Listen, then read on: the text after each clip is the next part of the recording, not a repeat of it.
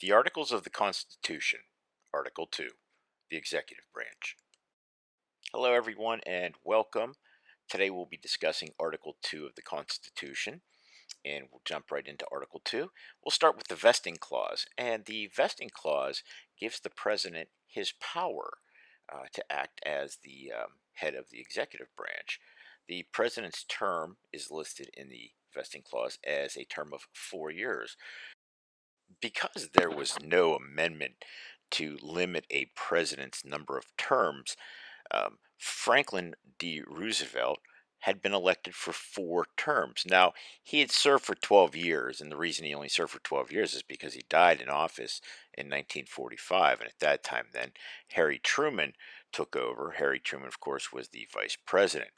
But how this now works, and we can thank the 22nd Amendment, by the way, for limiting or capping the number of years a president can serve. But if you look on the screen here, it says 4 years, 2 terms max, or 10 total years. And how we get that is if you are the vice president and you serve for 2 years and the president something happens to them and you become president, well, then you're allowed to serve those 2 years out as president and then have two more terms for your own. That's the 10-year max.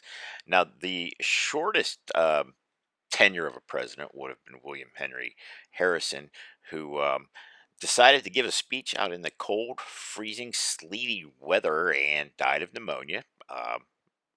Relatively quickly. And of course, as I mentioned already, the longest serving would have been Franklin D. Roosevelt. The next section in the Article 2 of the Constitution establishes the Electoral College. Now, the Electoral College electors are equivalent, the number we get are equivalent to the number of representatives and senators. So we have 18 representatives in our state and we have 2 senators. Combine those two, Pennsylvania has 20 electoral college electors. And these people cannot be your House of Representatives, they cannot be your senators, they have to be apart from those. And of course, they then get to choose who the President of the United States will be. The next section of Article 2 outlines the presidential eligibility. Now, there's only 3 requirements. One, you have to be at least 35 years of age when you were elected. Two, you have to be a natural born citizen, meaning you have to be born on American soil.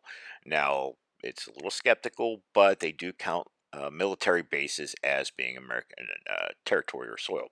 And lastly, you must have lived in the United States for the last 14 years. And of course, this is an influential thing so that the president isn't influenced by other countries. The Presidential Succession Clause of the Constitution outlines who becomes president should the president either die or become incapacitated. Now, normally it's the vice president, but whenever the president and the vice president are together, what happens is there's something called a designated survivor. And this designated survivor is placed in an undisclosed location where no one would know where they are. And of course, should something happen to the president or vice president, they are in charge of the country. And it's never been used, but it happens quite frequently when those two are together. The Presidential Compensation Clause sets the salary of the president for the president. And when George Washington became president, he was paid an outstanding $25,000 a year. That was 2% of the country's budget, folks. That's how expensive he was. He was a rock star. Um, Donald Trump, on the other hand, as he left office, he was making $400,000 a year. So take a comparison. Here's the leader of the free world versus, let's say, an athlete. You tell me who's overpaid. Now, the oath of office clause states that before or prior to becoming president, the person, presidential elect, must say the oath of office. And it's administered by the Chief Justice of the United States Supreme Court.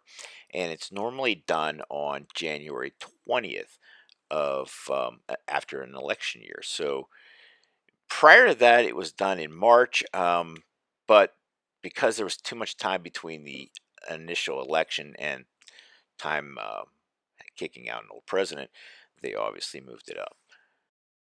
Now, some of the perks of being the president: one, you're commander in chief, which means you're in charge of all of the military. And we don't normally use this one either, commander of militias, but it is in the Constitution. This goes back to pre Articles of the Confederation. The president also has the ability to pardon people, and he can pardon any criminal in the United States that has committed a crime against the United States, except anyone who's ever been impeached. So the question becomes, well, can Donald Trump pardon himself from his impeachment? And the answer would be no, because it states directly in the Constitution that that's the only thing that they cannot pardon. Now, the president also has the ability to make treaties with foreign countries. And in order to make a treaty, he has to have at least two-thirds of the Senate approve whatever the treaty is that they created or made. And so a lot of times they'll broker these deals, and we'll hear about them on TV, except it's not truly done until the Senate votes on it. The other thing that the president gets to do is appoint judges, ambassadors, and officers of the United States. Now, the judges, they simply need to be confirmed, well, by the Senate, as do the rest of those. But the judges are appointed for life, and that's the biggest difference here. So the president can be very impactful by choosing someone who will carry on his legacy. Now, one of the things that the president is tasked with doing is at the start of every year, usually at the end of January, sometimes the beginning of February, they'll give the State of the Union address. And that address is meant to um, tell the country in which direction he wants to lead us. And it's done in front of both houses of Congress, and they are present. Now, they don't have to attend, but it's highly encouraged that they do attend, because, of course, you're trying to show bipartisanship. So the last thing under Article 2 of the Constitution is basis for impeachment. Yes, this is a real thing. So a president can be removed from office through impeachment for the conviction of treason, bribery, high crimes, or misdemeanors. Now, three presidents have been impeached but not been removed. And you can be impeached from the House but not the Senate, um, or vice versa. You both need to approve this. Those three presidents, as you see pictured here, are Johnson, Clinton, and of course Trump. And we'll get into more of those as the year goes on. Thank you very much for paying attention. Have a great day.